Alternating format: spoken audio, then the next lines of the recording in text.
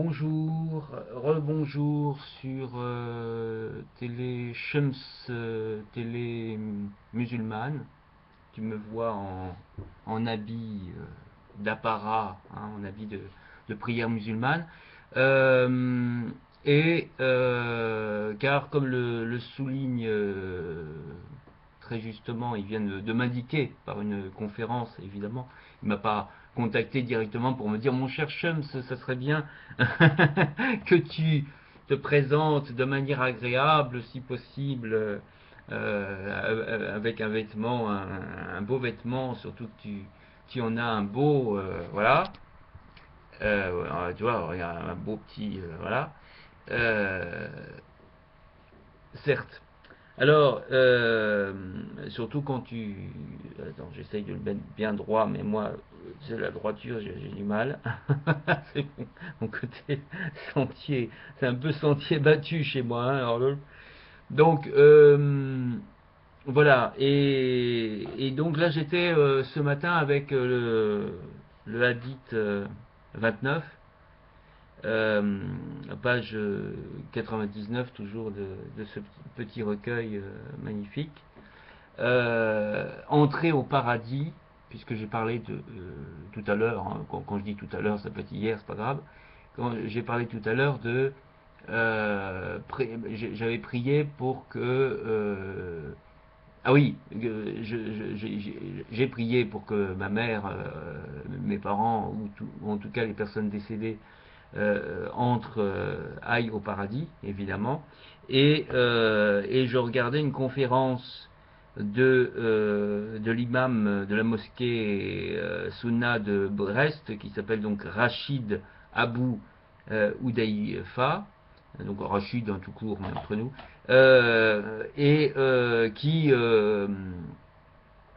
qui peut présenter une conférence, j'espère que c'est une conférence autorisée sur YouTube. Voilà, parce qu'évidemment, si tu mets une conférence, en plus l'intégralité, 1 heure à peu près, sur YouTube, alors qu'on t'a indiqué qu'il fallait le musulman n'est pas supposé faire de copies pirates, voilà, bon. Je... Bref, en l'occurrence, passons. Donc ça m'a donné envie d'aller vers le hadith 29, entrer au paradis et être sauvé de l'enfer. Et donc j'aime bien toujours citer, hein, pour toujours ma petite musulmane française qui ne connaît pas un mot d'arabe et qui aime bien qu'on lui donne en français.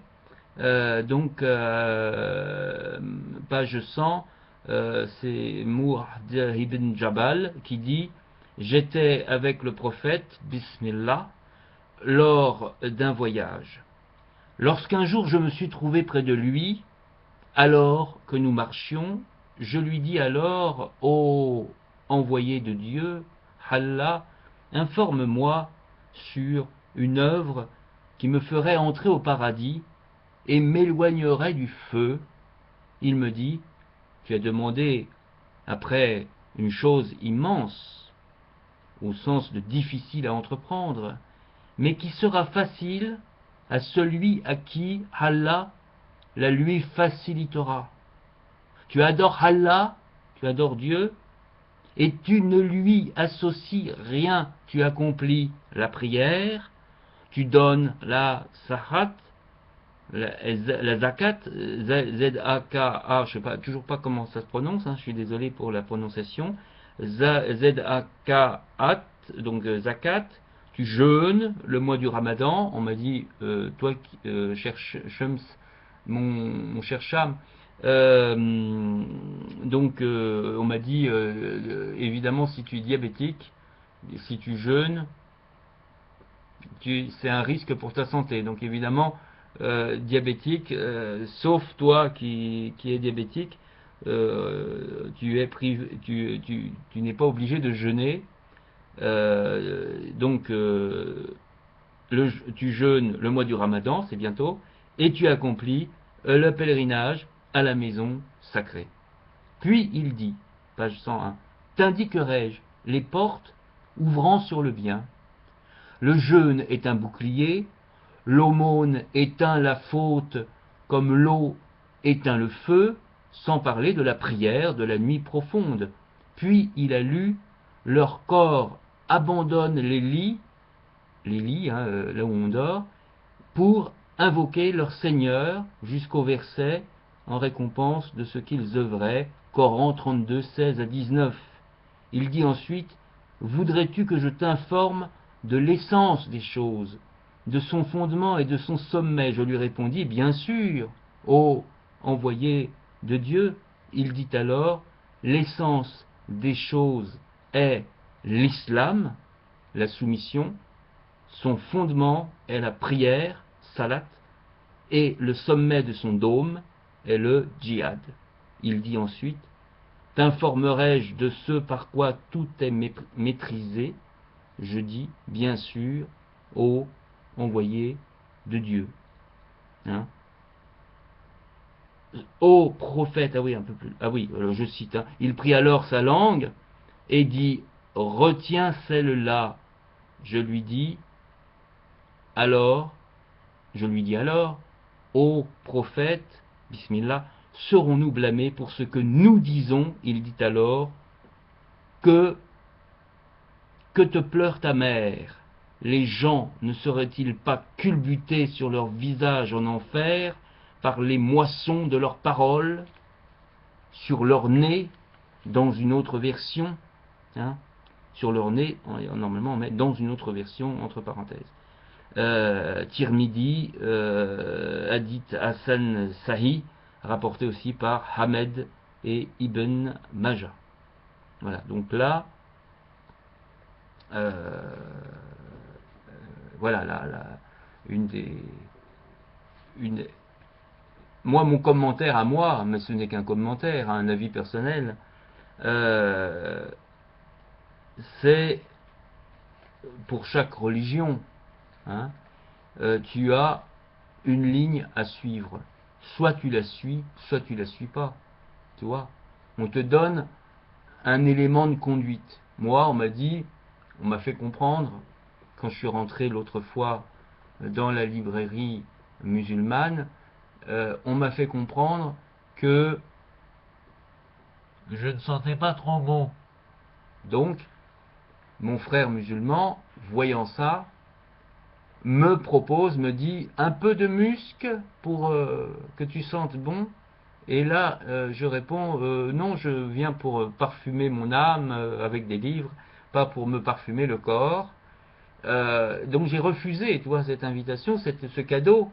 Normalement, a priori, surtout, c'était un beau cadeau. On t'offre un peu de musc. Je ne sais pas si c'était du musc exactement, hein, c'était un petit parfum.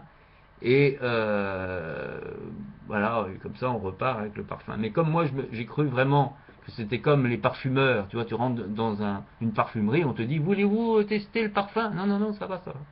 Je regarde, je regarde. Là je vais en librairie, a priori c'est pour me parfumer l'âme avec les livres. Et donc j'ai refusé, tu vois, j'ai refusé de voir ce qu'on me disait quand on me dit évidemment ah chez toi c'est bordélique, c'est une vérité, c'est sûr, c'est une vérité, mais parce que je suis en train de ranger et tu peux pas ranger j'ai envie de dire tu peux pas ranger 45 ans de vie en 5 secondes, ça se range pas comme ça, tu vois, hein, donc voilà, c'est et surtout là c'est 45 ans plus les 90 ans de mes parents, hein, donc tu rajoutes tout ça. C'est aussi leurs affaires à eux que je range. Hein, donc double rangement que je fais actuellement. Bon. Donc voilà. Alors là, le fait voilà, bon, après, c'est des commentaires. Hein. Je me nourris. Tôt ou tard, tu te nourris, les choses arrivent, les choses t'éclairent, éclairent ta voix, et tu dis, ah oui, c'est vrai que c'est la voie à suivre, c'est vrai que, voilà. Pas l'unique voie, chez moi, hein, comme je l'ai dit, et je ne trompe personne hein, à ce niveau-là, je suis en train de me chercher. Et donc si je vais sur une voie, par exemple voie bouddhiste, je vois que je vois du mieux, je reste. Si je vais sur la voie musulmane et je vois du mieux, je fais la prière musulmane. Je, voilà. Mais effectivement, chaque religion va te dire non, non, tu dois prier que, et pas les bouddhistes. Les bouddhistes, tu dis au revoir. Et chez les bouddhistes, on va dire non, non, non, tu fais pas la prière musulmane. Tu es chez nous, tu fais la prière bouddhiste. Donc évidemment que tu n'es pas dans ma tête et que j'ai ma liberté, par chance, j'ai ma liberté de faire la prière, surtout que c'est en silence, de faire la prière comme bon j'ai envie, comme bon me semble, hein, oui, comme bon me semble, et notamment d'emmener, surtout si j'emmène ce livre-là, ça m'étonnerait qu'on me dise non, non, non, non, tu dois pas lire ce livre-là dans la mosquée, c'est interdit. Non, je l'emmène pour justement étant auréolé des prières en VO dans cet arabe que je ne connais pas, par mes frères musulmans, je pourrais euh, euh, avoir comme si c'était une version française presque, tu vois, et réfléchir et entrer en moi ces mots afin de me réguler, afin de me corriger dans le sens de changer ma voix en quelque sorte, tu vois. Maintenant, c'est sûr que je suis souvent, hein, je vais dans un café réservé aux SDF. Donc je ne cacherai pas que si je suis trop, entre guillemets, parfumé, le SDF, il demande l'aumône. Moi, je n'ai pas envie, entre guillemets, d'être harcelé. Donc si je sens trop bon, ça va pas, tu vois. Bon. Ah tiens, il y a quelqu'un qui est en train de m'écrire peut-être. Est-ce le cas? Non, c'est toujours... voilà, ah oui, et puis il y a eu le Lucas Lala qui m'a, bon, ça n'a rien à voir. Enfin, si ce n'est, oui, ça a à voir, tout ça, ça a à voir, puisque c'est une rencontre autour de la lecture tournée vers le peuple aveugle et donc l'aumône. On fait l'aumône de notre voix, de notre temps. Hein, c'est une aumône. Voilà. La belle vie. Donc merci à Rachid pour ces belles conférences qui vraiment font réfléchir. Hein. Et là, ça m'a interpellé le fait de dire il faut que tu sois propre, hein, un minimum. Il faut s'occuper de l'âme, mais aussi du corps. On vit dans un corps pour être agréable aux autres, etc., etc. Voilà. Donc merci.